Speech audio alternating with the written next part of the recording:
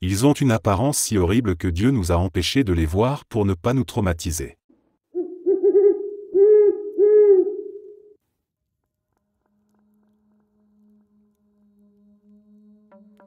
Il y a des discussions parmi les vétérans d'Irak et d'Afghanistan à propos de phénomènes étranges vécus pendant leur déploiement et même après leur retour chez eux.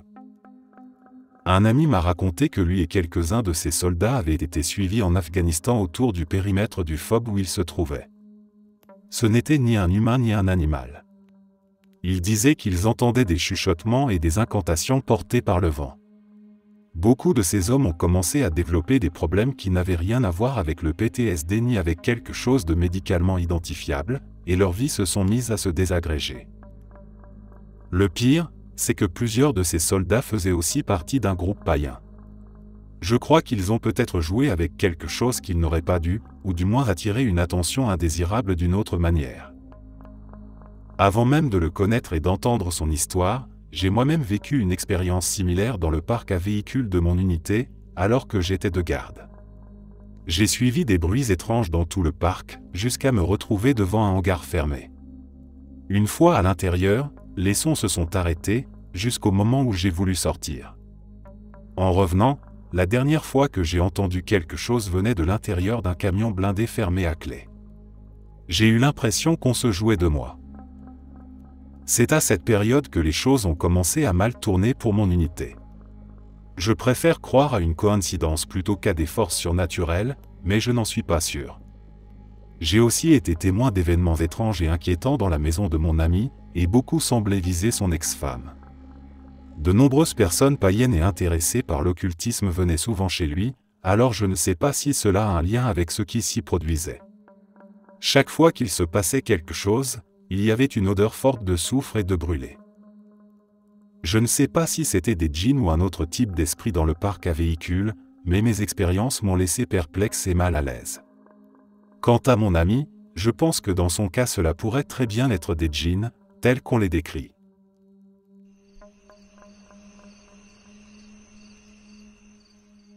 Il m'est arrivé une fois de rencontrer un djinn, et cette expérience m'a marqué à vie. Avec mon grand frère, nous avions l'habitude de nous lever très tôt, vers 4 heures du matin, pour ouvrir la station-service de notre père. En général, c'est moi qui étais prêt le premier, et je devais attendre que mon frère descende. D'habitude, mon père était déjà éveillé, assis dans son fauteuil du salon, en train de regarder ses programmes à la télévision. Ce matin-là ne semblait pas différent des autres. Comme toujours, je suis entré dans le salon, je lui ai souhaité le bonjour et je me suis affalé sur le canapé avec mon téléphone. Mon père ne me répondit pas, mais cela ne m'étonna pas. Quand il était absorbé par une émission, il lui arrivait de ne pas prêter attention à ce qui l'entourait. Le temps passa, 10 minutes, puis 20, et mon frère ne descendait toujours pas. Je levais de temps en temps les yeux, et mon père paraissait toujours installé dans son fauteuil, silencieux. Puis, soudain, le volume de la télévision baissa tout seul.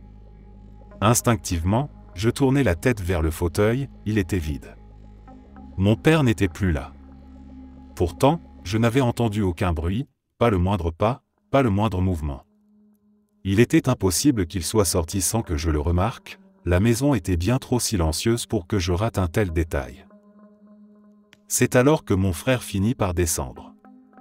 Je lui demandai s'il avait vu notre père retourner dans sa chambre. Il me regarda comme si j'avais perdu la tête et me répondit « Baba n'est même pas là, il est parti au mariage ». Ce n'est qu'à cet instant que mon sang se glaça. Je me rappelai soudain que mon père était effectivement parti à Nashville pour assister au mariage d'un cousin. Ce que j'avais vu, ce que j'avais entendu, ce que j'avais pris pour la présence rassurante de mon père dans son fauteuil, tout cela n'était rien d'autre qu'une illusion. Mais au fond de moi, je savais que ce n'était pas une simple hallucination, j'avais réellement été en présence d'un djinn qui avait pris son apparence. Mes bras et mes jambes se couvrirent de chair de poule, une peur glaciale me traversa, et je compris qu'il ne fallait rien raconter à personne. Je passai le reste de la journée à réciter la Hayat al-Kursi sans relâche, essayant de chasser cette peur et de me protéger de ceux qui avaient croisé mon chemin ce matin-là.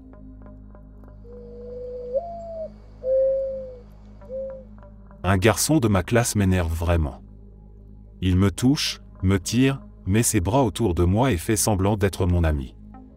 Nous sommes tous les deux musulmans et un jour il m'a montré une vidéo dans laquelle un djinn possédait un corps. Personnellement je ne crois pas aux djinns, alors je lui ai dit que c'était des conneries. Il a commencé à se disputer avec moi en affirmant que les djinns existent. Bref, voici l'histoire principale. Il m'a parlé de son ancienne maison dans laquelle il avait vécu. L'extérieur était moderne mais l'intérieur très ancien. Il a emménagé là-bas quand il avait 8 ans. Ses parents lui avaient donné sa propre chambre et à côté de sa chambre se trouvait une pièce dans laquelle ses parents lui avaient interdit d'entrer. Voilà la partie effrayante. Ses parents avaient une peur horrible de cette pièce et ils n'avaient aucune idée de la raison. Bien sûr, il a voulu voir ce qu'il y avait à l'intérieur mais il ne l'a pas fait le jour, il a attendu la nuit quand ses parents dormaient. Et je ne plaisante pas, ce petit garçon a trouvé dans cette pièce un cadavre, avec la moquette tachée de sang, le corps pendu au plafond par une corde. Et il dit qu'il a vu un djinn à côté, avec des yeux blancs brillants, quelques mèches de cheveux et une peau pâle. Le djinn le fixait de côté, son corps tourné vers le cadavre. Le garçon a fermé la porte et hurlé si fort qu'il a réveillé les voisins et ses parents. Ses parents l'ont pris dans leurs bras alors qu'il était pétrifié de peur. Les voisins, alertés par les cris, ont appelé la police. On a découvert que les parents étaient pauvres, qu'ils avaient tué le propriétaire, pris la maison et laissé le corps dans cette pièce. Depuis, il est placé en famille d'accueil et fréquente la même école que moi.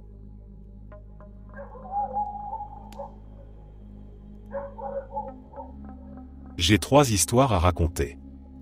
Les 2 premières ressemblent peut-être à ces récits inventés pour faire peur aux enfants, mais la 3e est bien différente, car c'est une histoire vécue directement par mon père et sa famille en Inde. La première concerne un parent éloigné.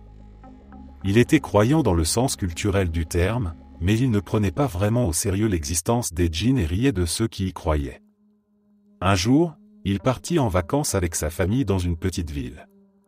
Le soir venu, le sujet des djinns fut abordé au cours d'une discussion et, fidèle à lui-même, il se moqua de ses croyances et refusa d'y accorder le moindre crédit. Cette nuit-là, il s'endormit tranquillement dans son lit.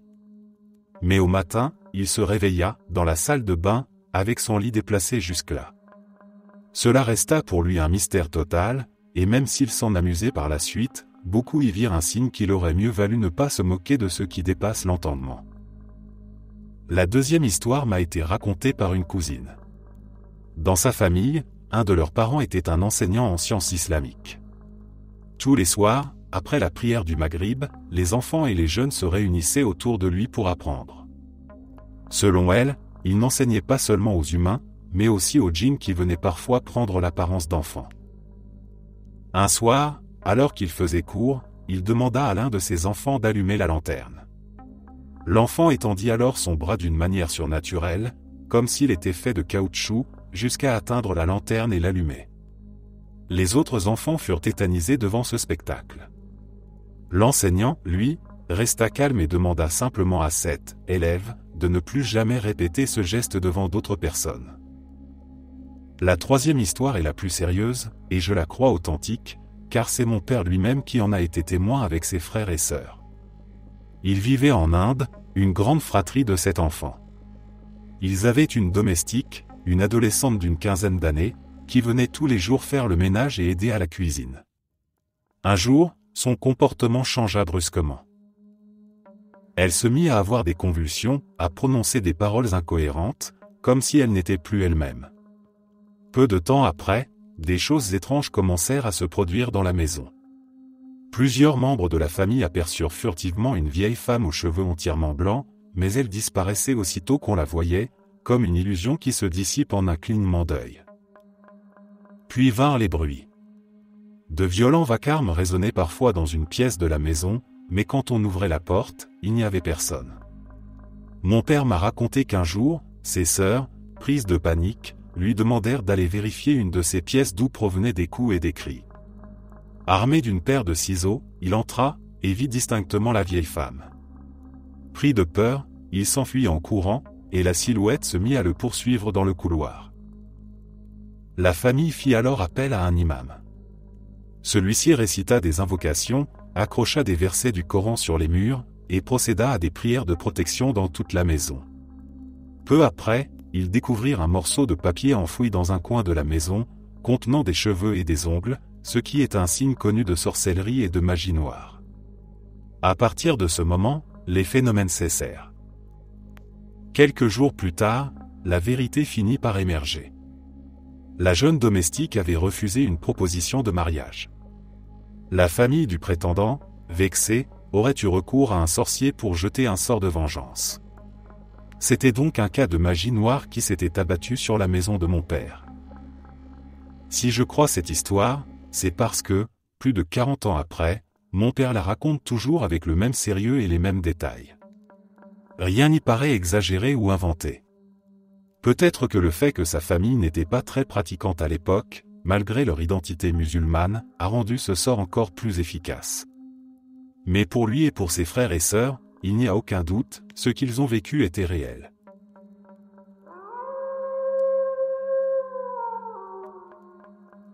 Pour le nouvel an, je voulais faire quelque chose de spécial avec mon petit ami, alors nous avons décidé de passer la nuit dans un complexe de luxe en plein désert. La journée a été parfaite, détente au bord de la piscine, observation de la faune locale, bon repas. Le soir venu, nous étions fatigués d'avoir passé la journée au soleil, alors nous avons choisi de rester tranquilles dans la chambre, à regarder des films et à grignoter. Vers 23 heures, nous avons entendu une fête commencer derrière les dunes de sable. Rien de surprenant, c'était le nouvel an après tout. Les gens font la fête. La musique était forte, on entendait des cris, des rires et toute l'ambiance d'une soirée animée. Quand notre marathon de films s'est terminé, il devait être 3 heures du matin et nous étions épuisés. La fête battait toujours son plein. Tant mieux pour eux. Mais elle a continué, bruyante et vive, jusqu'à environ 5h30 du matin. Un peu agaçant mais rien de vraiment étrange, jusqu'au moment du départ. Au moment de rendre la chambre, j'ai dit à la réceptionniste quelque chose comme « Sacrée fête hier soir, ça a duré toute la nuit. » C'était vraiment bruyant. Elle m'a répondu que la soirée organisée dans la salle principale avait été super, mais qu'ils avaient bien veillé à ce qu'elle se termine vers 2h du matin. Bizarre. Alors j'ai pensé à voix haute que peut-être des gens avaient campé près du complexe pour faire la fête, mais elle m'a répondu que c'était impossible, puisque le domaine appartient au resort qui possède environ 500 hectares de terrain tout autour. Donc personne ne pouvait camper à proximité. Là, nous étions vraiment interloqués.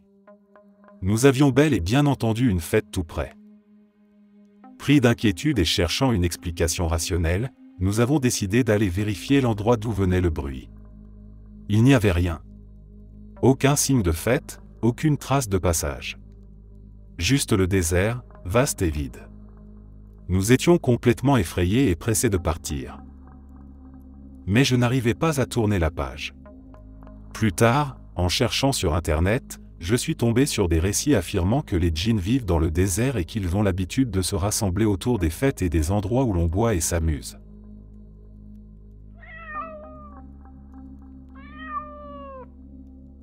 J'ai été témoin de 3 cas de possession dans ma famille, 3 femmes, parentes ou amies très proches.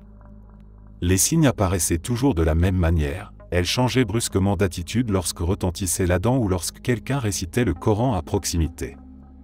On voyait clairement que ce n'était plus elles, leur visage, leurs gestes et leurs paroles devenaient méconnaissables, comme si une autre personne s'était installée dans leur corps.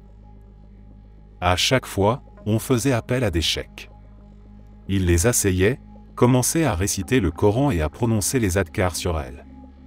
Parfois ils les interrogeaient pour tenter de savoir quel djinn les habitait, et si elles refusaient de répondre, il arrivait qu'ils aient recours à la force pour affaiblir l'emprise.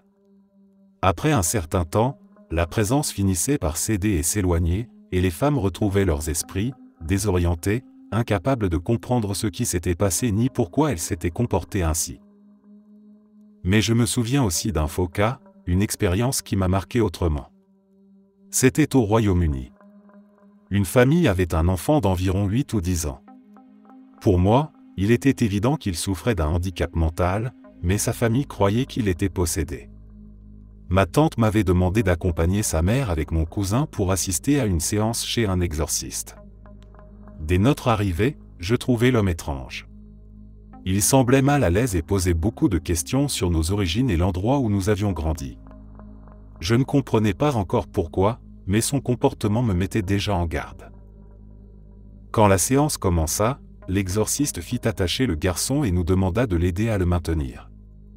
Il sortit alors un instrument et se mit à lui administrer des décharges électriques. Je fus choqué, pétrifié par ce que je voyais. Je n'avais jamais imaginé que cela prendrait cette tournure et je me sentais complice malgré moi, car je n'osais rien dire. À la fin, la mère du garçon nous remercia et demanda même à mon cousin et à moi de revenir l'aider la prochaine fois. Nous acceptâmes en façade, mais en réalité nous savions très bien que nous ne remettrions jamais les pieds là-bas. Cette expérience m'a appris que toutes les histoires de possession ne sont pas forcément réelles. Parfois, ce sont des souffrances d'un autre ordre qui sont mal comprises, et il arrive que la peur ou l'ignorance conduisent à des pratiques qui n'ont rien de spirituel.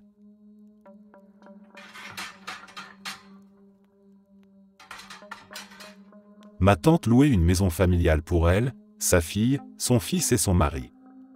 La maison avait une atmosphère étrange et personne n'aimait rester seul dans certaines pièces. D'après les histoires que m'a racontées ma famille, nous pensons que quelque chose habitait cette maison bien avant que ma tante n'y emménage. Curieusement, ma cousine était la seule à ne pas avoir peur de la maison. Un jour, ma tante faisait la lessive lorsqu'elle a entendu son fils frapper à la porte et lui demander de le laisser entrer. Les coups ont été répétés plusieurs fois et, légèrement agacée, elle est allée ouvrir. Mais il n'y avait absolument personne. Elle a repris son travail en pensant que son fils s'amusait avec les enfants du voisinage à un jeu de toc-toc. À son grand étonnement, quand son mari et son fils sont rentrés du marché plus tard, ils lui ont assuré que le garçon avait été en ville avec son père toute la journée. Les coups étaient donc inexplicables. Ma tante était pourtant certaine d'avoir entendu la voix de son fils. Un autre incident s'est produit lorsque mon oncle s'est réveillé tôt le matin pour prier, vers 5 heures.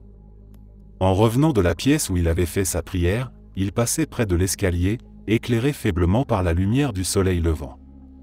Il a alors aperçu une silhouette assise sur la première marche. Il a vu que c'était sa fille, l'air fatigué, fixant le vide sans le regarder. Il a continué son chemin, pensant l'avoir réveillée par ses mouvements. Mais en entrant dans le salon, où sa fille dormait d'habitude à cause de la chaleur, il l'a trouvée profondément endormie sur le canapé. Il est retourné vers l'escalier, il n'y avait plus personne. Plus tard, ma tante a raconté qu'il projetait de déménager à cause des phénomènes étranges de la maison. Un jour, elle a entendu sa fille, depuis une autre pièce, lui demander pourquoi il partait et pourquoi si tôt. Ma tante lui a répondu brièvement, puisqu'ils en avaient déjà discuté en famille. Mais en entrant dans la pièce d'où venait la voix de sa fille, elle n'a trouvé personne. Finalement, ma tante a quitté cette maison. Elle m'a confié que beaucoup d'autres locataires avant elle n'y étaient jamais restés longtemps, sans doute pour les mêmes raisons. Ce qui l'a toujours troublée, c'est que ma cousine était la seule à ne jamais avoir peur et que l'entité semblait choisir de prendre son apparence plus souvent que celle des autres membres de la famille. J'avais 16 ans lorsque j'ai vécu une expérience que je n'ai jamais pu oublier. En pleine nuit, je me réveillai sans raison particulière et décidai de descendre à la cuisine, qui était attenante à la salle familiale. Tout semblait normal, sauf un coin de la pièce. Cet endroit paraissait anormalement sombre, une obscurité tellement épaisse qu'elle n'avait rien de naturel. À mesure que je m'en approchais, une sensation glaciale me parcourut, comme si une présence invisible s'était matérialisée dans la pièce. Puis une voix se fit entendre.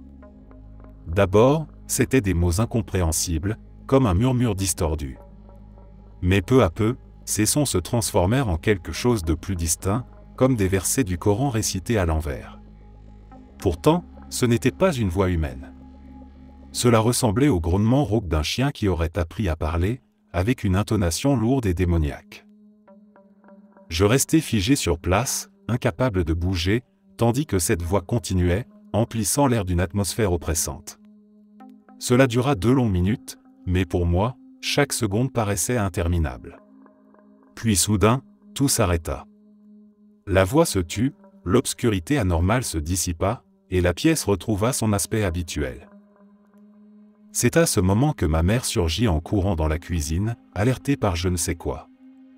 Son visage était marqué par l'inquiétude et elle me demanda ce qui se passait. Je n'eus même pas besoin de répondre, car je savais au fond de moi ce que j'avais vécu. Cette nuit-là, j'étais convaincu d'avoir rencontré un djinn, une entité qui avait choisi de se manifester dans l'ombre pour me faire sentir sa présence.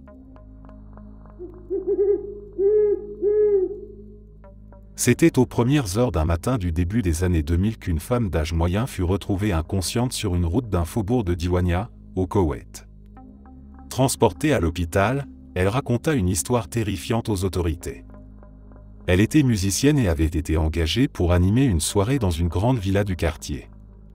Mais au fil de la nuit, elle comprit qu'un certain nombre de ses clients n'étaient pas tout à fait humains.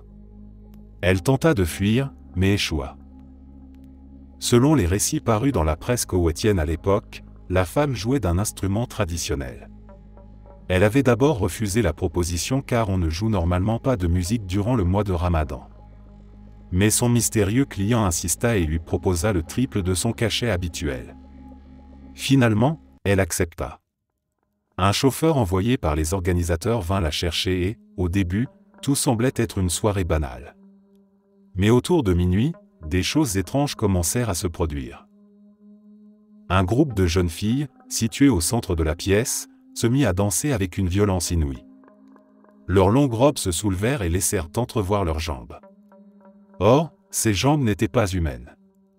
Elles ressemblaient davantage à celles de chevaux. Paniquée, la musicienne s'enfuit de la villa. Dehors, le chauffeur l'attendait. En état de choc, elle monta précipitamment dans la voiture, incapable de parler. Au bout de quelques minutes, le chauffeur insista pour savoir ce qui l'avait bouleversée. Elle finit par avouer que certaines des personnes présentes à la fête n'avaient pas de jambes humaines. Le chauffeur répondit calmement, « Tu veux dire, comme les miennes ?» En soulevant légèrement ses vêtements, il révéla qu'il avait lui aussi des jambes animales. La femme, hystérique, ouvrit la portière et se jeta du véhicule en marche, tombant sur la route et perdant connaissance. Le lendemain, elle se rendit sur place avec les autorités afin d'enquêter. Mais à l'emplacement de la villa, il ne restait plus rien. La maison avait complètement disparu, remplacée par un terrain vide. Dans certaines traditions, notamment en Éthiopie, on parle de satyres ou de faunes, des créatures à demi humaines dotées de jambes caprines. Le récit évoque aussi la reine de Saba, dont certaines versions folkloriques des trois religions abrahamiques disent qu'elle avait des sabots. Ce détail la rattache à la figure du ghoul, parfois considéré comme un type de djinn dans la tradition islamique. Quant aux paroles du chauffeur avant de révéler sa véritable nature, elles rappellent étrangement certains récits du folklore japonais, où les nopras des métamorphes sans visage révèlent leur apparence monstrueuse en effaçant leur masque humain au dernier instant, afin de terroriser leurs victimes.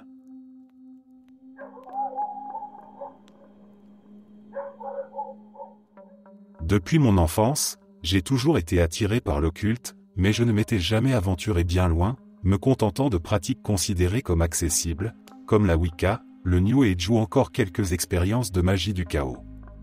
Pourtant, il y a quelques années, j'ai franchi une étape. J'ai fait la connaissance de personnes appartenant à un véritable ordre occulte et j'ai commencé à me plonger dans des ouvrages plus sérieux. Le plus marquant fut Magic, Book 4 Liber Ab d'Aleister Crowley. Sans vraiment savoir ce que je faisais, je me mis à pratiquer certains rituels proposés à la fin du livre. J'improvisais, je suivais à moitié les instructions, pensant que je pouvais m'en sortir comme ça, sans mesurer les risques. Pendant 2 semaines, je me consacrais régulièrement à ces rituels, m'immergeant dans les lectures et répétant mécaniquement les gestes et les invocations. Puis un soir, quelque chose se produisit. Au cœur du cercle que j'avais tracé, une présence commença à se manifester. Elle ne possédait pas de forme définie, mais la réalité semblait se plier autour d'elle, comme un espace déformé. C'était semblable à l'effet d'invisibilité de la créature dans le film Predator, un être invisible mais pourtant bel et bien là, tangible et menaçant. Elle s'imposa dans notre réalité avec une force indescriptible. L'entité tenta d'entrer en contact avec moi, mais la communication dépassait ce que mon esprit pouvait supporter. Elle se tenait en dehors de l'espace et du temps, dans une dimension qui échappait à toute compréhension humaine.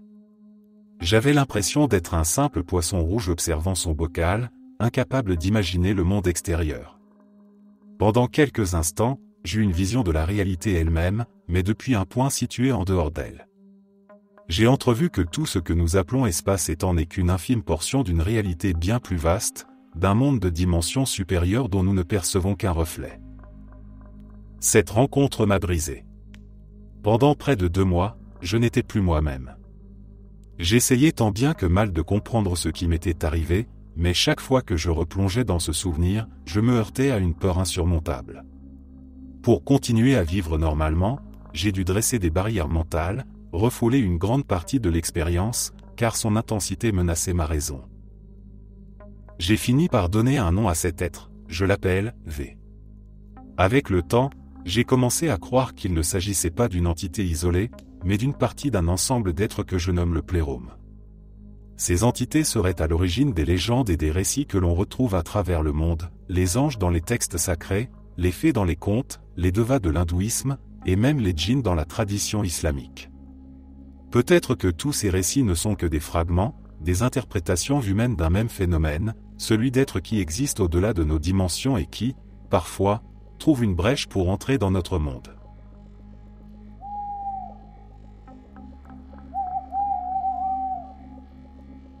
Depuis mon enfance, j'ai vécu des expériences étranges, mais celle-ci a été de loin la plus terrifiante. À l'époque, j'habitais au Moyen-Orient depuis environ 4 ans.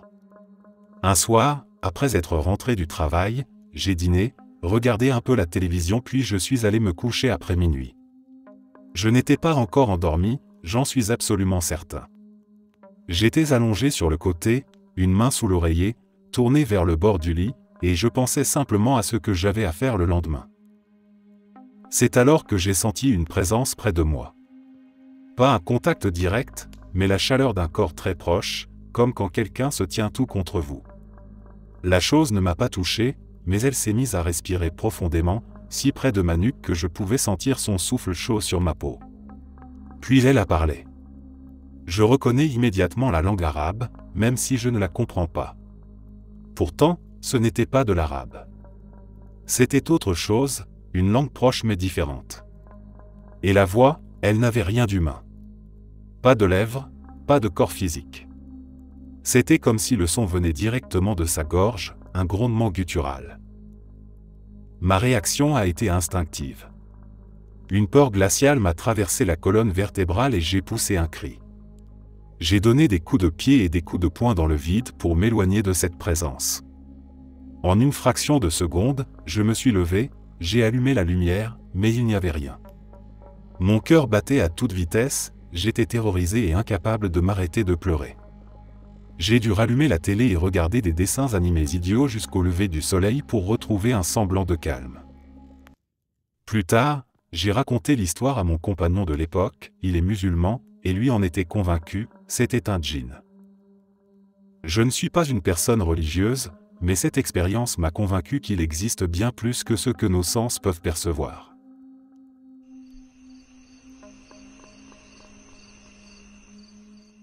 J'ai déjà eu affaire aux djinns, même si je n'ai jamais rien vu directement, sauf peut-être certains souvenirs très vifs de mon enfance qui étaient si réels que je me demande encore s'il s'agissait de rêves ou non. Mais l'épisode le plus ancien dont je me souvienne s'est produit quand j'avais environ 5 ans. Je cherchais un ballon et je m'étais faufilé dans un placard sombre. Alors que je fouillais, une voix chuchota mon prénom à mon oreille. La peur me saisit aussitôt et je sortis de là en courant. Des années plus tard, dans ma vingtaine, l'événement se reproduisit, mais cette fois dans un autre lieu. J'étais dans la salle de bain, debout devant le miroir, en train de me coiffer. Le silence régnait, puis de nouveau, ce murmure, comme un souffle qui prononçait mon nom. Le souvenir de mon enfance me revint brutalement et je ressentis la même frayeur glaciale. Il y eut aussi un autre incident, encore plus troublant.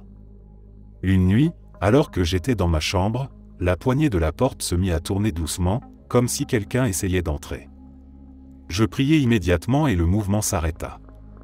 Mais quelques instants plus tard, la poignée recommença à bouger. Je priai de nouveau avec encore plus de ferveur, et cette fois, le silence revint définitivement. Les djinns sont souvent présentés comme une explication alternative au paranormal. Leur nom est lié au concept de ce qui est caché, invisible, et c'est d'ailleurs ce que signifie le mot en arabe. On dit que les djinns forment un vaste spectre d'êtres qui possèdent leur propre écosystème, un mode d'existence parallèle au nôtre. Ce ne sont pas des fantômes au sens où on l'entend habituellement, mais une espèce dotée de propriétés spirituelles. Ils ont la capacité de voyager entre leur monde et le nôtre, et c'est ainsi qu'ils se manifestent parfois aux humains. Beaucoup croient qu'ils ne se trouvent qu'au Moyen-Orient, mais en vérité ils sont partout et se cachent derrière la plupart des expériences paranormales dont on entend parler. Que ce soit les démons, la paralysie du sommeil, les apparitions lumineuses, les hantises, la sorcellerie, les formes animales ou humanoïdes, tout cela peut être expliqué par les djinns. Certains vont même jusqu'à dire que ce que l'on prend pour des extraterrestres pourrait n'être qu'une autre manifestation d'eux. Si l'on pense par exemple aux légendes d'Amérique latine comme celle du chupacabra, il est possible de l'interpréter comme l'une des innombrables formes que les djinns peuvent adopter lorsqu'ils franchissent le voile qui sépare notre monde du leur.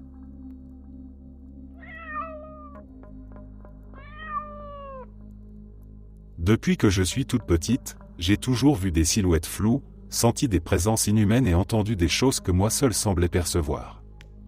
Quand j'étais enfant, ces silhouettes ne me faisaient pas de mal physiquement. Elles étaient simplement là, immobiles, à m'observer. Parfois, elles m'appelaient par mon prénom avec la voix de ma mère, mais rien de plus. La seule fois où elles pouvaient me blesser, c'était dans mes cauchemars. J'y voyais ces êtres et je me réveillais avec des cicatrices ou des marques sur le corps qui n'étaient pas là la veille. Au début, je me disais que je devais halluciner, que c'était mon imagination. Comme je les voyais dans mes cauchemars, j'ai pensé que la peur me faisait croire les voir aussi dans la réalité. Quant à la voix de ma mère, je me disais que c'était parce qu'elle m'appelait très souvent dans la journée que son appel résonnait encore dans ma tête la nuit. Mais un soir, j'ai compris que ce n'était pas seulement mon imagination. J'avais 9 ou 10 ans, je partageais ma chambre avec ma petite sœur qui avait environ 5 ou 6 ans. Quand je me suis couché, je sentais déjà une présence étrange, comme si quelque chose n'allait pas, même si je ne voyais rien. Vers 2 heures du matin, je me suis réveillé en entendant ma mère m'appeler depuis le rez-de-chaussée. Sa voix était calme, comme lorsqu'elle m'appelait pour venir manger. C'était étrange qu'elle m'appelle au milieu de la nuit, mais j'ai tout de même descendu les escaliers. J'ai trouvé ma mère profondément endormie. Comme elle avait souvent du mal à dormir, je n'ai pas voulu la réveiller et je suis simplement remonté. J'ai récité des versets du Coran et je me suis rendormi. 1 heure plus tard, je me suis réveillé à nouveau. Cette fois, c'était encore la voix de ma mère, mais colérique, hurlant mon prénom avec une rage qui n'était pas la sienne. J'ai immédiatement compris que ce n'était pas elle, même si la voix lui ressemblait. Je me suis bouché les oreilles et j'ai récité le Coran, mais plus je restais dans la chambre, plus la voix devenait furieuse. Alors, j'ai réveillé ma petite sœur en lui disant que je devais aller aux toilettes, pour qu'elle m'accompagne jusqu'au couloir comme elle le demandait toujours. Arrivé en bas, je lui ai demandé « Tu entends maman m'appeler ?» Elle a répondu non, alors même que moi, j'entendais mon prénom hurler sans interruption. À ce moment-là, j'ai compris que ce n'était vraiment pas ma mère. Comme les fois précédentes, je suis allé voir ma mère qui dormait profondément, et la voix s'est arrêtée d'un coup. Mais 30 minutes plus tard, le cauchemar recommença. Cette fois, ce n'était même plus une imitation de la voix de ma mère. Ce n'était plus humain. Une voix grave, démoniaque, hurlait mon prénom et m'ordonnait de descendre, en arabe. Je me suis mis à pleurer, priant Allah de faire cesser ces hurlements insupportables. Rien n'y faisait. Alors, j'ai encore une fois décidé de descendre vers ma mère. Mais chaque marche que je descendais rendait les cris plus violents, accompagnés d'autres bruits étranges. Une fois arrivé près de ma mère, tout s'est arrêté instantanément. Elle dormait encore profondément.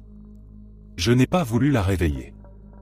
Je suis remonté et j'ai récité Ayat al-Kursi et d'autres prières jusqu'à 7 heures du matin, heure à laquelle je devais me préparer pour l'école.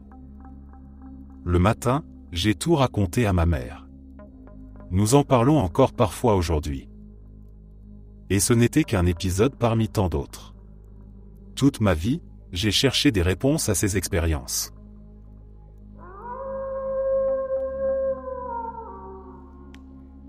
Quand j'étais enfant, j'étais un garçon très turbulent. J'aimais me moquer de tout, je ne prenais rien au sérieux et je me croyais intouchable. Un jour, alors que je discutais avec mes amis, le sujet des djinns est venu dans la conversation. Fidèle à mon attitude irréfléchie, je me suis mis à les tourner en dérision, riant et plaisantant comme si rien ne pouvait m'arriver. Mes amis, eux, me regardaient avec inquiétude et me répétaient de ne pas le faire, de ne pas prononcer ces paroles, mais je ne les écoutais pas.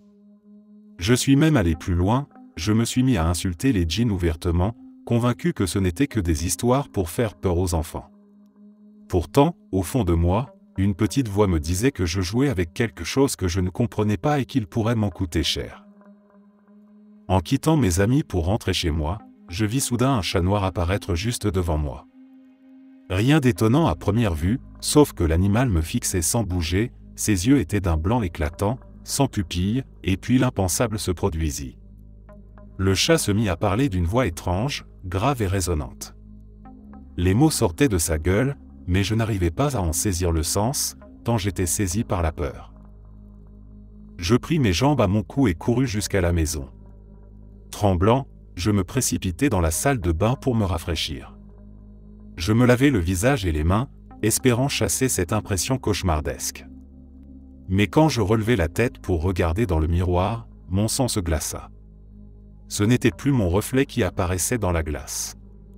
À ma place se tenait une créature difforme, au visage sombre et aux yeux brûlants, qui me fixait avec une intensité terrifiante.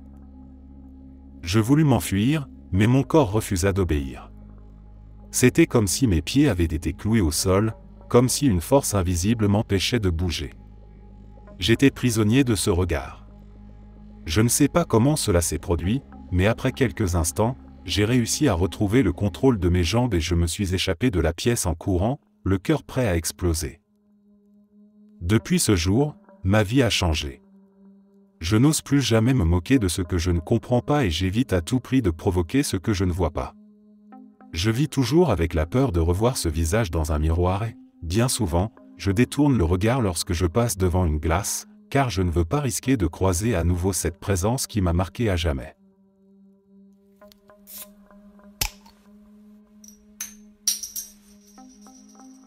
Dans le village de ma mère, il y avait une jeune fille qui passait toutes ses journées près d'un arbre, juste à côté de sa maison. Elle parlait à cet arbre comme si quelqu'un l'écoutait. Quand ses parents essayaient de la retenir à l'intérieur ou de l'empêcher d'y aller, elle devenait incontrôlable.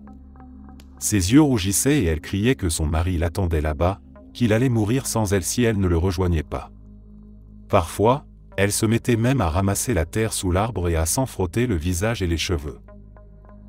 Ma mère disait qu'elle répétait sans cesse la même histoire, du matin jusqu'au soir, comme une obsession. Finalement, ses parents ont fait appel à un baba, un homme réputé pour sentir la présence d'êtres surnaturels. Il affirma qu'un djinn avait jeté son ombre sur la jeune fille. Pour l'aider, il lui fit écouter des versets du Coran et demanda à ce qu'elle reste constamment en état de pureté rituelle. Mais malgré ses efforts, la fille finit par se pendre à la branche de ce même arbre auquel elle parlait. Bien sûr, certains diraient qu'elle souffrait plutôt d'une grave maladie mentale. Mais dans le village, beaucoup étaient convaincus qu'il s'agissait d'un djinn. Ma mère ajoutait que l'endroit était assez peuplé, ce qui la troublait, car on raconte souvent que les djinns ne vivent pas là où les humains sont nombreux. Elle m'a aussi confié qu'elle n'avait jamais connu directement de phénomène de ce genre, malgré le fait que sa maison se trouvait juste à côté d'un cimetière. Le plus étrange qu'elle ait vécu, c'était dans une autre ville. Un soir, elle a entendu une femme rire autour d'elle, comme si elle dansait près d'elle avec des grelots attachés aux chevilles.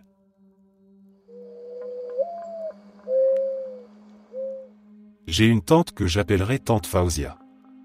Elle était mariée depuis longtemps et avait toujours désiré avoir un enfant, mais malgré ses prières et ses espoirs, elle n'avait jamais réussi à concevoir.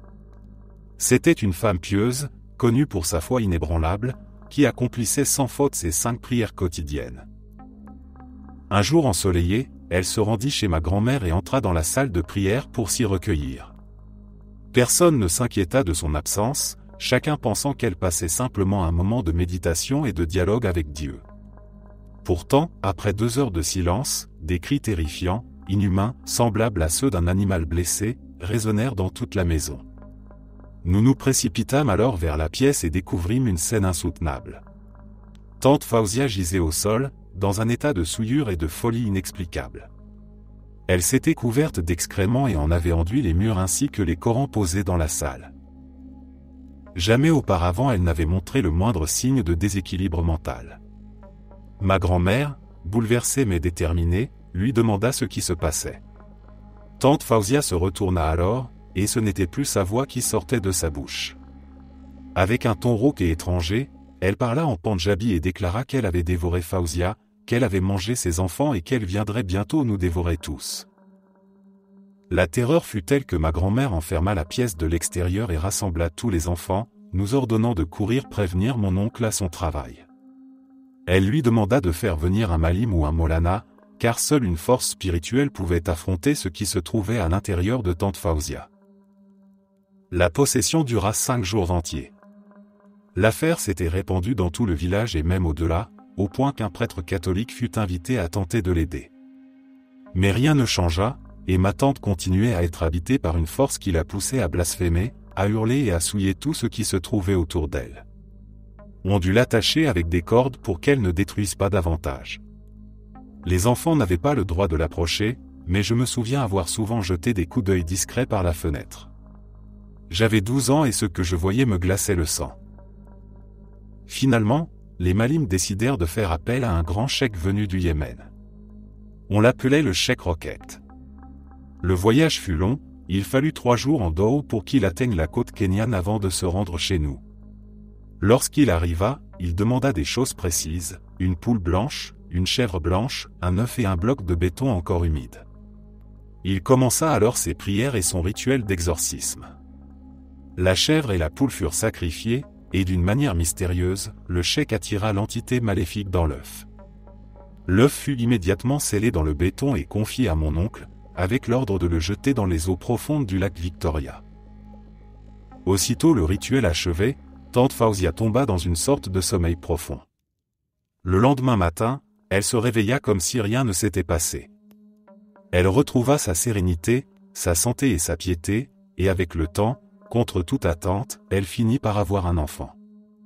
Aujourd'hui, elle est même grand-mère, et rares sont ceux qui, en la voyant, pourraient imaginer ce qu'elle a traversé dans sa jeunesse.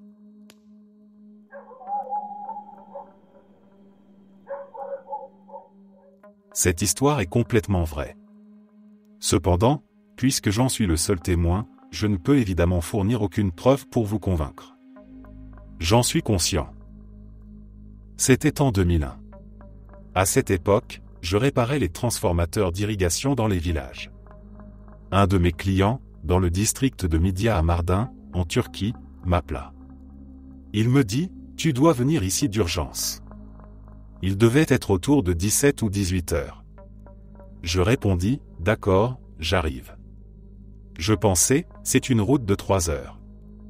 Dans le pire des cas, je passerai la nuit sur place et je repartirai le matin. Et je pris la route.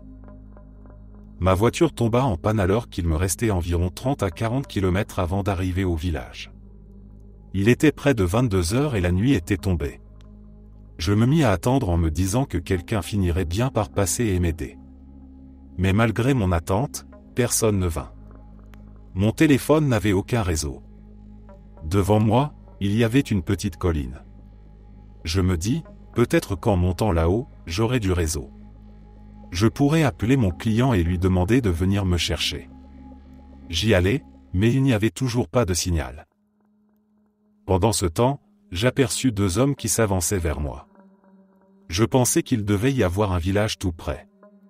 Lorsqu'ils arrivèrent, je les saluai, et ils me rendirent mon salut. Je leur dis, « Ma voiture est tombée en panne, pouvez-vous m'aider s'il vous plaît ?» Ils me répondirent, « Désolé, nous devons aller à un mariage et nous nous y rendons justement. Ces endroits ne sont pas sûrs, viens avec nous. Nous trouverons une solution après le mariage. » C'étaient 2 hommes de petite taille, habillés de manière ancienne. Je compris que je n'avais pas vraiment le choix et je les suivis. Nous marchâmes environ 40 minutes. Je ne savais pas où j'étais ni où j'allais à la fin de cette marche. Nous arrivâmes dans un lieu où il y avait environ 25 à 30 personnes, hommes et femmes. Ils se ressemblaient tous. Les femmes portaient des pelures d'oignons autour des poignets et du cou. Naturellement, je trouvais cela très étrange, mais en fin de compte, j'étais un invité étranger et imprévu à leur mariage. Je ne pouvais donc poser aucune question. J'en conclus que cela devait être l'une des traditions particulières des habitants de cette région. Quoi qu'il en soit, ces femmes aux bijoux de pelure d'oignon jouaient du tambourin et dansaient. Il n'y avait que quelques feux de bois pour éclairer l'endroit. Je regardais autour de moi, mais je ne vis aucun enfant, ni aucun signe laissant penser qu'un village se trouvait à proximité. Bien sûr, je commençais à avoir peur, mais je tentais de rester calme et de ne rien laisser paraître. Les gens du mariage jouaient de la musique, chantaient et dansaient. Ils m'invitèrent également à danser de temps en temps. 2 ou 3 heures passèrent ainsi. Puis, un homme vint s'asseoir près de moi et commença à m'interroger. Il me demanda ma religion, d'où je venais, et d'autres choses encore. Je ne sais pas ce qui se passa ensuite, mais je perdis connaissance. Lorsque j'ouvris les yeux, le soleil était déjà levé et je me trouvais dans ma voiture. Sur le siège à côté de moi, il y avait des pelures d'oignons. 2 ou 3 heures plus tard, un tracteur passa. Je demandai de l'aide et nous accrochâmes ma voiture derrière pour la remorquer. J'arrivai finalement chez mon client.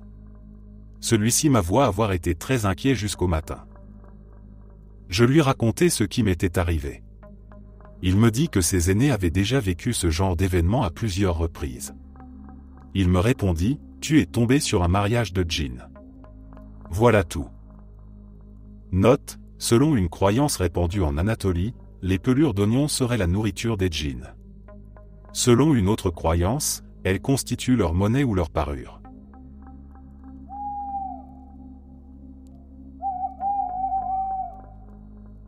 Au Pakistan, l'école où j'allais autrefois avait été, des années auparavant, un hôpital. Un jour, après la fin des cours, je me retrouvais dans le bâtiment avec seulement 3 autres camarades. Le silence régnait dans les couloirs vides quand, soudain, des pleurs de bébés se mirent à retentir, des cris perçants et insistants, comme si plusieurs nourrissons se trouvaient quelque partout près de nous. Pourtant, nous savions que l'école était déserte, il n'y avait absolument personne d'autre que nous 4. La peur nous saisit aussitôt et, sans réfléchir davantage, nous nous précipitâmes dehors en courant, refusant de regarder en arrière. Dans mon village, il y avait aussi un arbre particulier qui faisait parler de lui depuis longtemps. Certains enfants, en s'approchant de cet arbre, perdaient brusquement connaissance, et il arriva même qu'un djinn prenne possession du corps d'un enfant. Je me souviens encore de cette scène, un garçon d'une dizaine d'années s'était soudain mis à parler avec une voix rauque et méconnaissable.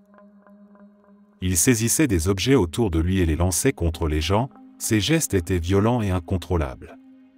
À un moment, il leva les yeux vers le ciel et dit qu'il voulait partir là où la voûte céleste rejoignait la terre.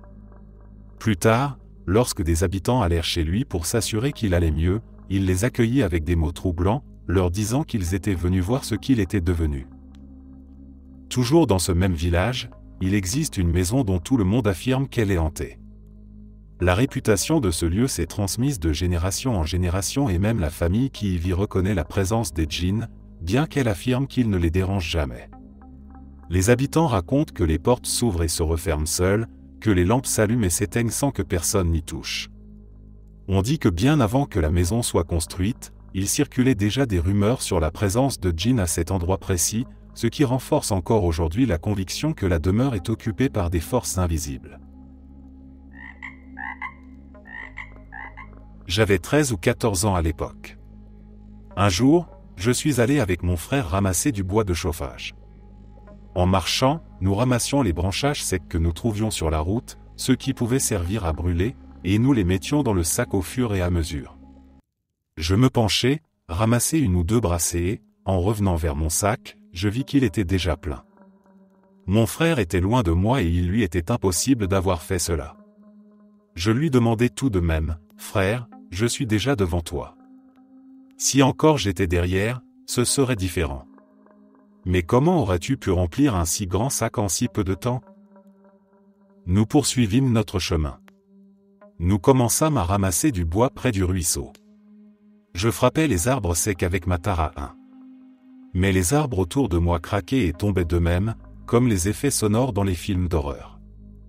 De toute évidence, mon frère, qui comprenait ce qui se passait, était effrayé. En réalité, je ressentais la même chose, mais je continuais à ramasser du bois comme si de rien n'était pour ne pas l'effrayer davantage. Mon regard fut attiré par un arbre entraîné dans le ruisseau. Je dis à mon frère, « Sortons cet arbre de là. Si nous y parvenons, nous n'aurons plus besoin de ramasser du bois pendant une semaine. » Mon frère attrapa les branches de l'arbre et tira à gauche puis à droite, mais l'arbre ne bougea pas d'un centimètre.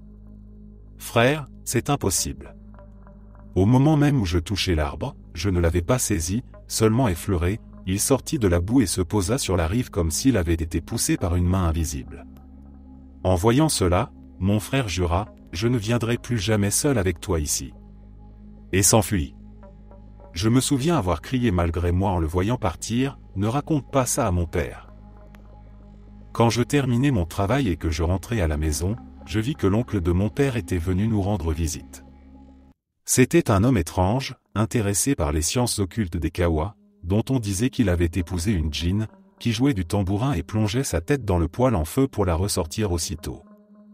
Il s'assit près de moi. Il fit des gestes que je ne compris pas vraiment, récita des prières que je ne saisis pas non plus. Puis il se tourna vers mon père et dit, « Un oiseau de fortune s'est posé sur ta tête. C'est une personne très puissante et le sultan de son peuple, ou quelque chose de ce genre. » J'appris ensuite qu'il parlait d'une djinne très puissante qui serait amoureuse de moi. Mon père dit à son oncle, « Fais ce qu'il faut, nous ne voulons pas en tirer profit. » On me demanda mon avis. Je répondis, « Je ne la veux pas éloigner là de moi. » Alors, l'oncle de mon père confectionna un talisman carré et noir 3. « Porte-le sur ton biceps droit. Elle ne pourra plus t'approcher. » Je mis donc ce talisman sur mon bras, comme il me l'avait indiqué. La même nuit, je fis un rêve étrange dans lequel quelqu'un m'attaquait. Une autre personne, qui cachait son visage, me protégeait, mais ne parvenait pas à s'approcher de moi. Je lui dis, « Montre-moi ton visage et je te remercierai. » Elle répondit, « Si tu veux voir mon visage et que je puisse venir à toi, enveloppe ce talisman dans un tissu rouge en forme de triangle. » Au matin, je fis exactement ce qu'elle m'avait dit. Une semaine plus tard, l'oncle de mon père revint nous voir. Il remarqua le talisman et demanda, « Pourquoi est-il ainsi ?» Je lui racontai mon rêve. Il se mit à rire, « Elle a brisé le sceau rien que pour elle, » dit-il. Une autre nuit, mon frère et moi nous endormîmes dans la même pièce, devant la télévision. Il était allongé sur le canapé lit contre un mur, et moi sur l'autre canapé lit en face. Plus tard, je sursautai et ouvris les yeux. Du moins, je crois les avoir ouverts. Car ce que je vis pouvait très bien n'avoir été qu'un rêve. Je n'en suis toujours pas certain. Quoi qu'il en soit, une très belle femme entra dans la pièce. Son visage était splendide et son regard débordait de bonté, de tendresse et d'amour. Elle était si grande qu'elle touchait presque le plafond. À ses côtés se tenait un homme, plus petit qu'elle mais tout de même très grand pour nous. À en juger par son attitude, il semblait être son garde du corps. À mesure que la femme s'approchait, ma peur grandissait. Son expression voulait dire « n'aie pas peur ». Elle avançait très lentement, comme pour ne pas m'effrayer. Je voulus crier à mon frère de se réveiller, mais aucun son ne sortit de ma bouche. Je ne pus que me tourner vers elle et dire « Je ne veux pas ». La belle femme s'arrêta aussitôt. Un voile de tristesse passa sur son visage. Elle s'approcha encore, posa une rose rouge sur ma poitrine. La rose s'éleva de mon torse jusqu'au plafond, puis ses pétales retombèrent sur moi. Je ressentis une paix profonde. Normalement, il m'aurait été impossible de dormir après une telle frayeur, mais je dormis profondément, comme un bébé, jusqu'au matin.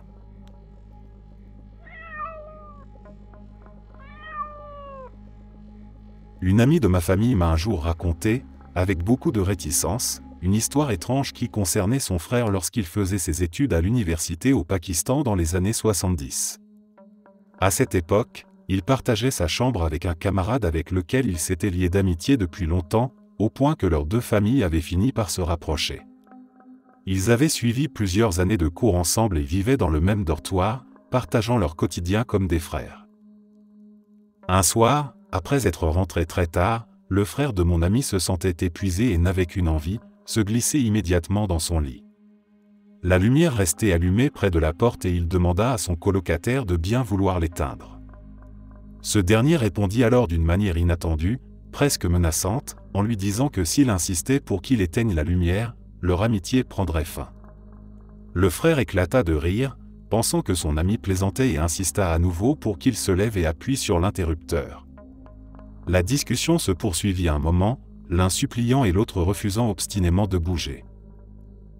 Puis, sans prévenir, le colocataire tendit son bras depuis l'autre côté de la chambre, un bras qui semblait s'allonger d'une manière impossible, et d'un geste il éteignit la lumière. À cet instant, le frère de mon ami fut pris d'une terreur si intense qu'il perdit connaissance sur le champ. Lorsqu'il ouvrit les yeux le lendemain matin, la chambre était silencieuse et vide, les affaires de son ami avaient entièrement disparu, comme s'ils n'avaient jamais existé. Ce jour-là, il comprit que son compagnon de chambre n'était pas un être humain ordinaire. Tout laissait penser qu'il avait partagé son quotidien avec un djinn qui avait fini par révéler sa véritable nature avant de disparaître pour toujours.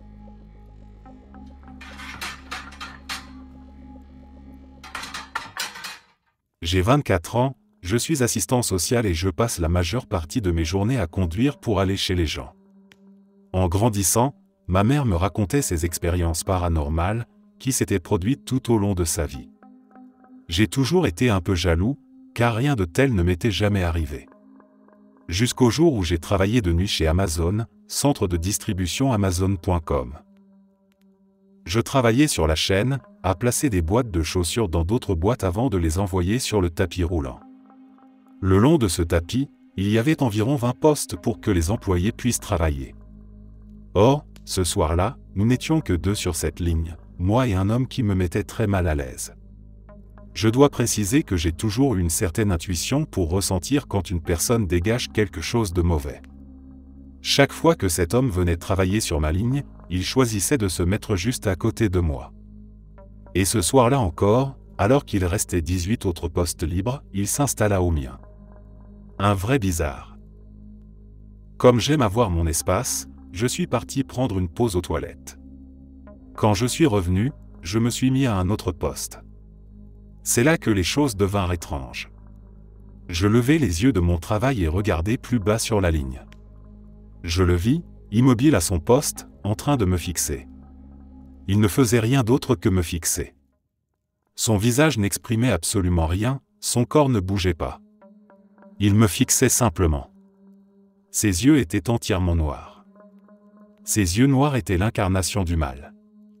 On aurait dit qu'il projetait une obscurité tout autour de lui. Pris de panique, je me précipitai aux toilettes et fis une attaque de panique. Quand je revins, il se comportait comme si de rien n'était. Le lendemain, il vint à mon poste et me demanda pourquoi je changeais toujours de place quand il s'installait au même poste que moi. Je haussai simplement les épaules, comme si je n'avais aucune idée de quoi il parlait. Heureusement, ce travail n'était qu'un emploi d'été entre 2 semestres universitaires. La semaine suivante, je quittai le poste pour reprendre mes études. J'ai fait quelques recherches sur les « enfants aux yeux noirs », mais cela ne semble pas correspondre. J'ai grandi en regardant la série Supernatural, qui présente les démons avec des yeux noirs. Je me demande s'il y a une part de vérité dans ce que montre Hollywood.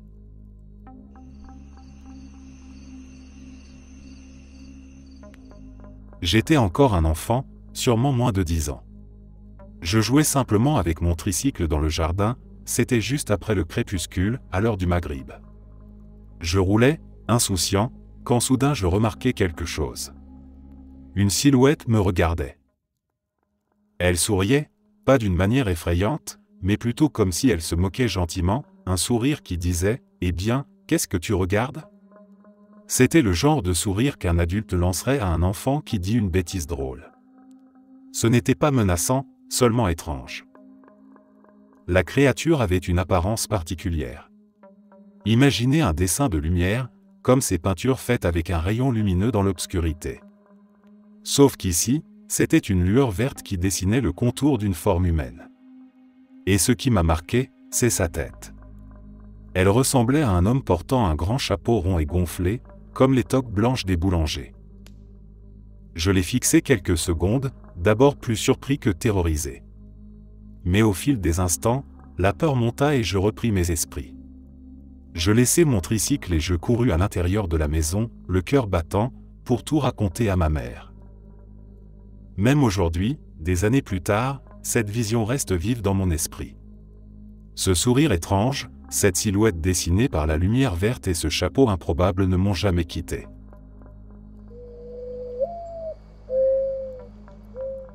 J'ai rêvé que j'étais à une sorte de fête, un rassemblement, chez ma cousine à New York.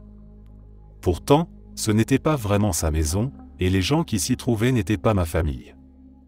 Dans le rêve, ils étaient censés être mes proches et je les acceptais comme tels, mais en me réveillant, j'ai compris qu'aucun visage ne m'était familier. Moi et une fille aux cheveux châtains, censée être ma cousine, étions près de l'entrée, au pied d'un escalier. Une missionnaire sonna à la porte, nous lui ouvrîmes. Elle paraissait normale, sauf qu'elle était musulmane au lieu d'être chrétienne, ce qui, dans le rêve, ne m'étonna pas. Nous étions en train de discuter avec elle lorsqu'un bruit atroce retentit, un mélange de choc et de craquement. Je me retournai et vis une femme, l'une des invitées, supposée être une parente, pendue à l'escalier. Le lendemain, ou peut-être quelques jours plus tard, j'eus l'idée de tenter un rituel pour invoquer son esprit. Je m'enfermai dans la salle de bain et éteignis toutes les lumières. Dans la tradition juive, on couvre tous les miroirs après un décès, ce côté de ma famille est juif. Pourtant, pour une raison obscure, le miroir de la salle de bain était resté découvert. Je le fixai, et peu à peu, de l'obscurité surgit une vieille lettre, flottant dans les airs, comme si un trésor englouti remontait d'un lac noir. Je ne me souviens plus du contenu, seulement qu'elle était écrite en français, langue que je ne parle pas, et commençait par les mots « Je suis ». Une voix lut la lettre, mais ce n'était pas celle de la femme morte, c'était celle de ma cousine brune. Depuis ce rêve, je me sens changé. Comme si une présence sombre, malveillante, avait franchi la frontière du sommeil pour entrer dans ma maison. Elle s'est accrochée à moi. J'ai froid, même quand le chauffage est allumé. Je n'avais plus peur du noir ni des miroirs depuis l'enfance, mais maintenant j'en ai de nouveau peur. J'ai peur de dormir. J'ai peur de ce qui m'attend quand je fermerai les yeux. Des douleurs étranges apparaissent et disparaissent dans mon corps sans raison. J'ai croisé la mort du regard, et je n'ai aucune envie de la revoir.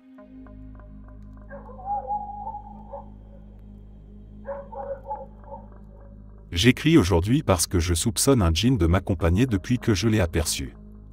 Je viens du Suffolk, au Royaume-Uni, et il y a quelques années, j'ai vécu un incident marquant. J'ai vu une silhouette immense, si grande qu'elle dépassait la cime des arbres, puis elle s'est rétractée soudainement jusqu'à atteindre ma propre taille. J'ai déjà raconté toute l'histoire en détail ailleurs, je ne vais donc pas tout répéter ici. La raison pour laquelle je crois qu'il me suit depuis ce soir-là, c'est qu'après cette rencontre, j'ai commencé à ressentir des choses inhabituelles. J'ai très souvent l'impression que des personnes se trouvent derrière moi, comme si une présence me frôlait. Parfois même, je sens une main ou un contact dans mon dos, alors qu'il n'y a personne. Cela a commencé après cet événement, en même temps que le malaise profond que j'avais ressenti face à cette créature. Pourtant, je ne cherche pas à m'en débarrasser. Car aussi étrange que cela puisse paraître, ce djinn a sauvé ma vie à plusieurs reprises. Dans des moments où j'étais en danger, j'ai eu comme une force invisible qui me retenait, une voix silencieuse qui me poussait à éviter un accident ou à prendre une décision qui m'épargnait un malheur. C'est pour cela que je ne le considère pas comme une menace. Ce que je voudrais comprendre, c'est pourquoi il agit ainsi. Pourquoi reste-t-il auprès de moi? Pourquoi m'aide-t-il à certains moments, alors que dans d'autres récits, les djinns sont décrits comme cruels ou malveillants? Peut-être qu'il me protège pour une raison précise, ou peut-être qu'il trouve un intérêt à me suivre. Je ne sais pas si c'est un gardien, un allié ou seulement une ombre qui a choisi de m'accompagner. Je n'ai pas peur de lui, mais je voudrais savoir ce que signifie sa présence et pourquoi il se manifeste de cette manière depuis toutes ces années.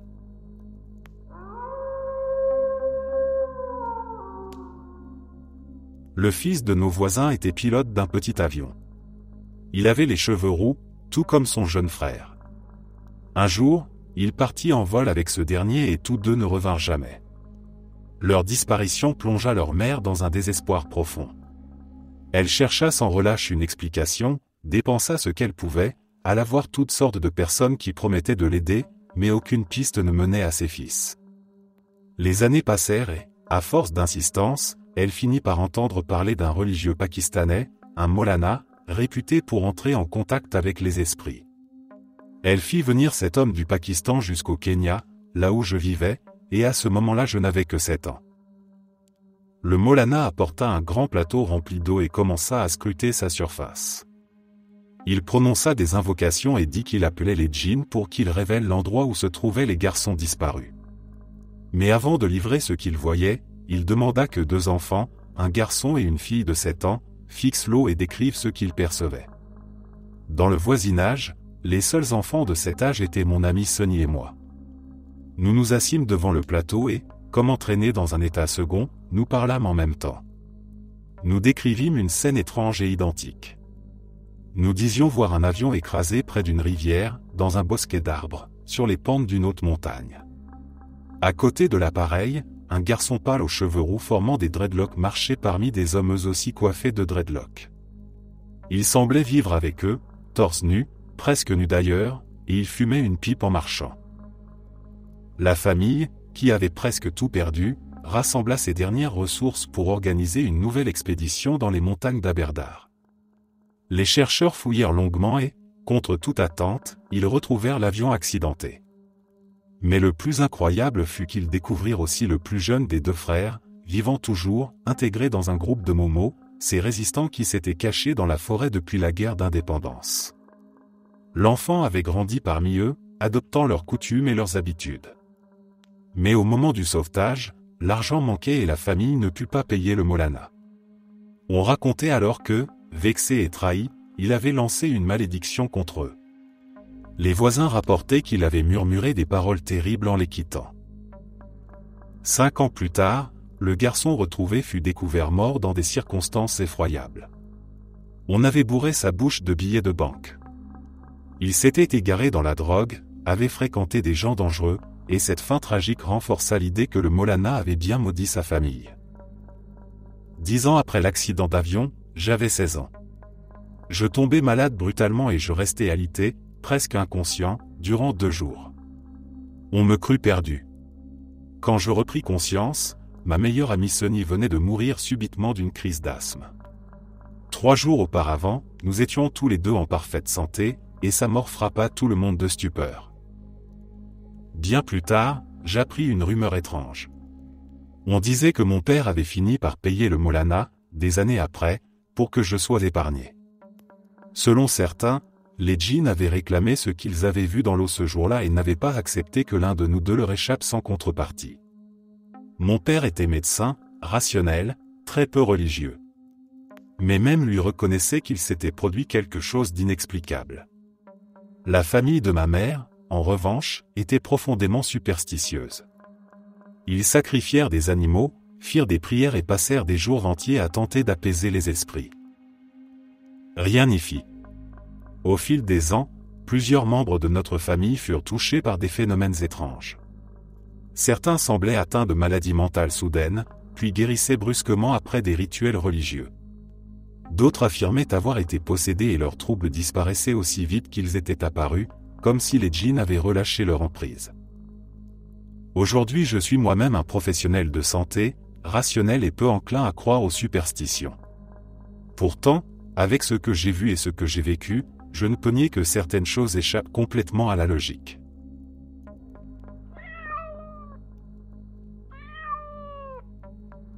On dit que les djinns peuvent être bons ou mauvais, parfois même extrêmement dangereux. Beaucoup croient qu'ils vivent avec les gens, dans leur maison. Si une maison est remplie d'énergie positive, avec des habitants qui vivent en paix, qui ne s'adonnent pas à la violence ou au vice, alors les djinns qui s'y installent sont paisibles. Ils ne cherchent pas à nuire, ils ne se manifestent même pas. Mais si l'endroit est sombre, plein de conflits et de mauvaises influences, alors les djinns qui s'y attachent peuvent être maléfiques. Quant à moi, mes expériences sont nombreuses et difficiles à raconter, car les gens ne croient jamais, comme dans les films. La première fois, j'avais 13 ans. Je faisais une randonnée en montagne avec ma famille, accompagnée de ma cousine. Nous nous sommes égarés et nous sommes retrouvés dans un endroit désert, isolé de tout. C'est là que nous avons vu des petites silhouettes, comme des personnes minuscules vêtues de vêtements colorés. Elles bougeaient extrêmement vite, trop pour être humaines, et leur apparence nous glaça le sang. Ma cousine en fut tellement terrifiée qu'elle en perdit le contrôle d'elle-même. Ce n'étaient pas des hommes, nous en étions certaines. Quelques années plus tard, un soir où j'étais sorti avec des amis, je rentrais brièvement à la maison pour récupérer quelque chose. La chambre de mes parents avait une fenêtre qui permettait de voir l'intérieur, et c'est là que j'aperçus une silhouette noire, immobile, fixant le lit. Au début, je crus que c'était mon père ou son ombre, mais quand j'allumai la lumière, la figure disparut aussitôt. Plus tard, en racontant cela à mes parents, ils me jurèrent qu'à cette heure-là personne n'était à la maison. Une autre fois, je dormais quand je fus réveillé par une paralysie du sommeil.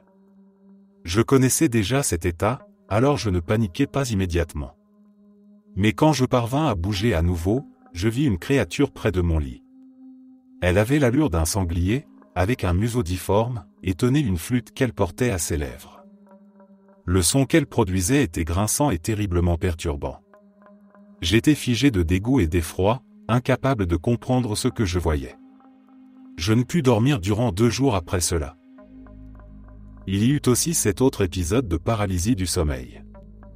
J'étais étendu, incapable de bouger, quand une ombre se matérialisa à côté de moi. Elle avait l'aspect du charbon incandescent, comme si son corps brûlait de l'intérieur, rougeoyant et sombre à la fois. Elle se pencha sur moi, essayant de m'étouffer. Mon souffle se bloqua, mais je parvins à réciter des versets religieux dans ma tête. Peu à peu, la pression disparut, et la chose s'évapora. J'étais libre, mais profondément marqué. Ces expériences m'ont appris que les djinns ne sont pas un mythe lointain. Ils existent dans nos vies, ils se montrent parfois, et tout dépend de la force que nous avons en nous pour leur faire face.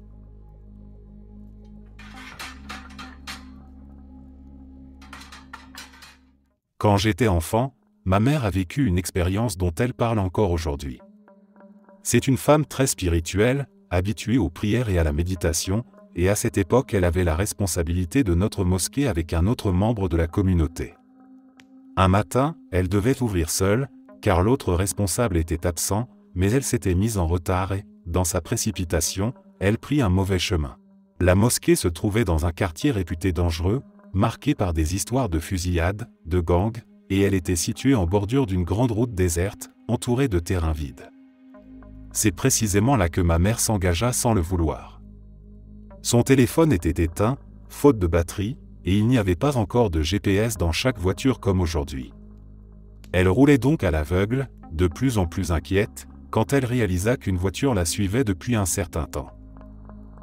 Poussée par la peur, elle finit par se dire que si quelque chose devait lui arriver, elle n'y pourrait rien changer. Elle ralentit, récita des prières pour se protéger, puis s'arrêta sur le bas-côté. La voiture qui la suivait s'arrêta devant elle. Un homme en descendit, un homme caucasien à l'allure étrange, lumineux, dont le visage semblait presque briller dans la pénombre. Il fit un geste de la main à ma mère, comme pour l'inviter à la suivre, puis retourna dans sa voiture. Sans vraiment réfléchir, comme guidée par un instinct profond, ma mère redémarra et suivit le véhicule. Celui-ci emprunta une série de détours, et, de façon inexplicable, la mena directement devant la mosquée. Arrivée à destination, soulagée, elle se gara et descendit aussitôt pour remercier son mystérieux guide. Mais il n'y avait plus personne. Ni voiture, ni conducteur, ni trace du moindre passage. La rue était vide, silencieuse, comme si cet homme n'avait jamais existé. J'ai 16 ans, je suis musulmane, et je n'ai encore jamais vu de djinn moi-même, mais mon père, lui, en a vu. 2 fois. Je vais vous raconter son histoire, car les djinns ne sont pas vraiment des fantômes, ce sont autre chose. Le premier épisode s'est produit lors d'un de ses voyages, peut-être en Arabie Saoudite ou peut-être au Pakistan, il n'est plus sûr du lieu exact. Il était avec des amis, il passait la nuit dans une maison, et au milieu du silence, il sentit soudain une présence inhabituelle. Quelque chose clochait, comme si l'air dans la maison et surtout dans la cour arrière était chargé d'une énergie étrange. Alors, il sortit dans le jardin. C'est là qu'il vit 2 yeux briller au-dessus de la clôture. Imaginez bien, cette clôture était très haute, plus de 2 mètres, et pourtant les yeux étaient encore au-dessus. Cela ne pouvait signifier qu'une chose, la créature était gigantesque. À travers l'espace entre les planches, mon père distingua son corps, parfaitement ancré au sol. Elle ne se tenait pas sur un objet, ses jambes touchaient bien la terre. La créature le fixait de ses yeux immenses. Puis, lentement, elle commença à s'élever, son visage apparut davantage et elle afficha un sourire énorme, inquiétant, presque démesuré. Ses mains étaient étranges, rondes, avec des doigts écartés qui rappelaient des piquants ou des griffes de porc-épic. La seconde rencontre arriva bien plus tard, toujours lors d'un voyage. Cette fois, le djinn était à l'opposé du premier, extrêmement petit, ridiculement court. Pourtant, il avait le même rictus, ce sourire terrifiant et ses mains rondes aux doigts anormaux. Malgré tout, mon père n'eut pas peur. Il m'a dit que les djinns n'apparaissent qu'à ceux qui ont un cœur solide, capable de supporter leur vision, et que la peur est ce qui leur donne du pouvoir. Je le crois. D'ailleurs, une amie à moi a aussi vécu une expérience. Nous avons le même âge, 16 ans, et elle me jura n'avoir ressenti aucune peur, seulement un choc profond. Un soir, en rentrant d'une fête de l'Aïd avec sa mère, elles arrivèrent à la maison. Sa mère partit dans sa chambre pour se changer, tandis qu'elle-même s'assit dans le salon. Quelques instants plus tard, elle vit sa mère sortir de la salle de bain et marcher dans le couloir, encore vêtue des habits de la fête. Mon ami resta figé, parce que sa mère était déjà dans la chambre. Quelques secondes après, la véritable mère réapparut, cette fois en habit de maison, et demanda pourquoi sa fille avait l'air si bouleversée. Mon ami lui répondit d'une voix tremblante, « Comment as-tu pu sortir de la salle de bain alors que tu étais dans la chambre ?» Le double qu'elle avait vu ressemblait parfaitement à sa mère, mais il était plus grand, trop grand, et elle remarqua que ses mains et ses pieds avaient cette forme ronde et étrange dont mon père m'avait déjà parlé. Comme si les mêmes créatures les hantaient. Et ce n'est pas tout. Dans la famille de ma mère, une de ses tantes a vécu une histoire tragique en Afghanistan, quand ma mère était encore adolescente. Cette tante fut possédée. Son corps n'était plus le sien, elle se mordait la langue, parlait dans une langue incompréhensible, gutturale, d'une voix incroyablement grave et inhumaine. Cela dura longtemps. Ses mains portaient des marques, des griffures, des blessures qu'elle s'infligeait sous l'emprise du djinn. Toute la famille était impuissante face à cette souffrance. Ces histoires me hantent, parce qu'elles viennent de mon père, de mon ami, de la famille de ma mère. Elles se recoupent et me rappellent que les djinns ne sont pas des légendes lointaines, mais des réalités mystérieuses et inquiétantes qui nous entourent plus qu'on ne l'imagine. Un soir, mes sœurs, nos voisins et moi avons décidé d'aller au cimetière, simplement parce que nous étions jeunes, inconscients et curieux. Tout le monde savait que les djinns aimantaient ces lieux, mais nous avions envie de tester nos limites. Il faisait déjà nuit noire, et le silence qui régnait là-bas était presque irréel. On aurait dit que même le vent s'était arrêté. Le cimetière avait 2 allées principales. L'une menait plus loin, au cœur des tombes, et l'autre restait plus proche du parking où nous avions laissé la voiture. Naturellement, nous avons choisi le chemin le plus long, celui qui s'enfonçait davantage dans le cimetière. Mais au moment précis où nous allions tourner pour nous engager, un bruit sec retentit, comme si une branche venait de se briser d'un seul coup. Dans le même instant, un son étrange se fit entendre. Ce n'était ni un cri d'animal, ni une voix humaine. C'était comme un mélange de chuchotement et de grondement, un souffle à la fois proche et insaisissable. Nous avons scruté autour de nous, mais il n'y avait rien, seulement les silhouettes immobiles des pierres tombales dans l'obscurité. Pris de panique, nous avons aussitôt rebroussé chemin et choisi l'autre allée. Nous avons couru vers la voiture, démarré en vitesse et quitté les lieux sans même oser regarder derrière nous. Une fois rentrés à la maison, nous avons raconté à notre mère ce qui s'était passé. Elle s'est mise en colère de nous voir traîner la nuit dans un cimetière. Puis elle nous expliqua que ce que nous avions entendu n'était pas nécessairement une menace. Selon elle, le djinn nous avait avertis de ne pas prendre ce chemin, parce qu'il y avait peut-être un danger plus grand que nous n'aurions pas pu affronter. Elle ajouta que certains djinns pouvaient être bienveillants, protecteurs, et qu'ils ne cherchaient pas toujours à nuire. Depuis ce jour, je répète toujours que les djinns ne sont pas uniquement des démons. Parfois, ils sont comme des gardiens invisibles, imprévisibles mais capables d'agir pour nous éviter le pire.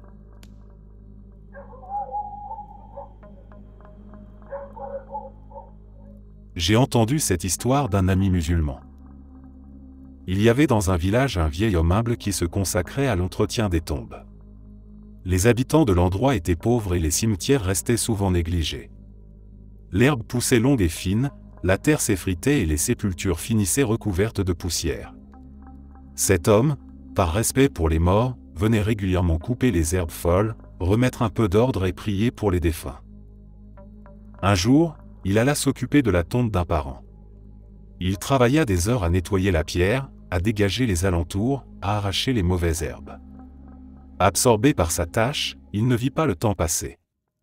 Lorsqu'il leva enfin la tête, il s'aperçut que le soleil s'était déjà couché depuis longtemps et que la nuit l'avait enveloppé sans qu'il s'en rende compte. Il se redressa pour rentrer, mais à ce moment-là il aperçut quelque chose bouger au loin. Une silhouette sombre, vêtue presque entièrement de noir, avançait rapidement entre les tombes. Une lourde impression de noirceur envahit ses pensées et il eut soudain l'impression de ne plus reconnaître son environnement, comme si le cimetière lui-même s'était transformé. La forme se rapprochait de lui et son cœur se mit à battre violemment. Pris de panique, il ferma les yeux et commença à réciter des prières, appelant la protection de Dieu. Ses lèvres tremblaient, mais il continua jusqu'à sentir une étrange légèreté l'envahir. Quand il rouvrit les yeux, la silhouette avait disparu, et avec elle l'oppression qu'il ressentait quelques instants plus tôt. Tout était redevenu calme, seulement éclairé par la pâle lumière de la lune. Depuis ce jour, on disait dans le village que le vieil homme avait eu une rencontre avec un djinn, et que seule sa foi et ses prières l'avaient sauvé de ce qui aurait pu lui arriver.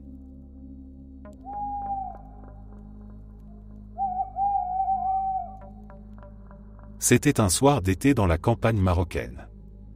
Moi, mon frère et mes cousins jouions aux cartes très tard dans la nuit. Il devait être 3 heures du matin quand l'un de mes cousins a demandé à mon frère de l'accompagner chez lui pour récupérer les clés de sa voiture, car il les avait oubliées et devait prendre la route dans quelques heures. Il ne voulait pas attendre, de peur d'être trop fatigué et de ne plus partir. Je ne sais pas pourquoi mais j'ai décidé de les accompagner. Je tenais mon grand frère par le bras, mais je n'avais pas spécialement peur puisque j'étais entouré de 2 hommes. Mon cousin, qui est un idiot, a voulu nous faire rire. Il s'est mis à crier « Djinn, où êtes-vous ? Nous vous appelons, nous voulons vous voir. » Dans la culture musulmane, les djinns sont des créatures vivantes sur terre faites de feu. Ils ont une apparence si horrible que Dieu nous a empêchés de les voir pour ne pas nous traumatiser. Eux en revanche peuvent nous voir, et il est important, pour un croyant, de les laisser tranquilles, de ne pas les appeler, de purifier une maison avant d'y vivre pour ne pas habiter parmi eux, et de se tenir éloigné de tout ce qui pourrait provoquer un contact direct. Un autre point important, dans la campagne marocaine, à des heures si tardives, il est extrêmement rare de croiser des gens. Dans notre petit village il n'y a qu'une dizaine d'habitants et nous les connaissons tous. Et parmi les personnes que l'on peut rencontrer la nuit, comme un voyageur ou quelqu'un d'un village voisin, il est encore plus rare que ce soit un groupe de femmes. Car après minuit, les femmes qui sortent doivent presque toujours être accompagnées par un homme, que ce soit un frère, un cousin, un père ou un oncle, pour leur sécurité. Dans la campagne, il n'y a pas d'éclairage, seule la lune et les étoiles permettent de voir un peu. Donc, mon cousin continuait à s'amuser à crier après les djinns malgré nos avertissements. Sa maison n'était pas très loin, environ 5 minutes de marche, mais comme il faisait noir et qu'il n'y avait aucune lumière, nous avons mis un peu plus de temps. Arrivé près du puits, je m'en souviendrai toute ma vie, nous avons vu 3 silhouettes de femmes se lever. Elles portaient toutes de longues robes noires et de longs voiles noirs qui couvraient leur visage. Nous ne pouvions pas voir leurs traits. Elles ont marché dans notre direction tandis que nous étions figés par la peur. Mon frère leur a dit « Salam alaikum », ce qui en arabe est une salutation et signifie que la paix soit sur vous. Elles ne nous ont pas répondu et ont continué leur chemin jusqu'à disparaître de notre vue. Nous avons alors abandonné la mission des clés et sommes rentrés paniqués, récitant des versets du Coran. Mon père et mes oncles nous ont affirmé qu'il était impossible que ce soit des femmes du village à une heure si tardive, d'autant plus qu'il n'y a que ma mère et ma grand-mère, qui avaient sûrement autre chose à faire à 3 heures du matin que d'aller près du puits. Ma mère et ma tante nous ont cependant expliqué que, dans notre village, quand des femmes sortaient seules la nuit, par exemple pour rentrer d'une visite ou d'une petite fête dans un village voisin, elles le faisaient toujours en groupe pour leur sécurité. Elles chantaient aussi, afin que l'on puisse les entendre, que l'on sache qu'elles étaient plusieurs, et pour que les habitants du village connaissent leur position.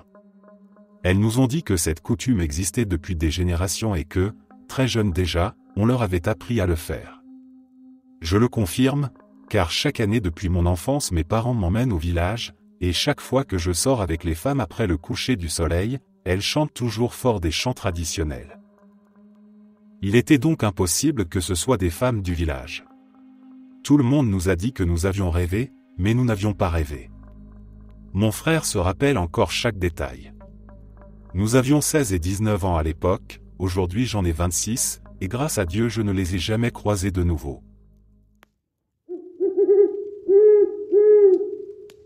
Merci d'être resté jusqu'à la fin. N'oubliez pas d'aimer la vidéo, de vous abonner et de partager vos propres histoires en commentaire. On se retrouve demain à la même heure devant ce feu.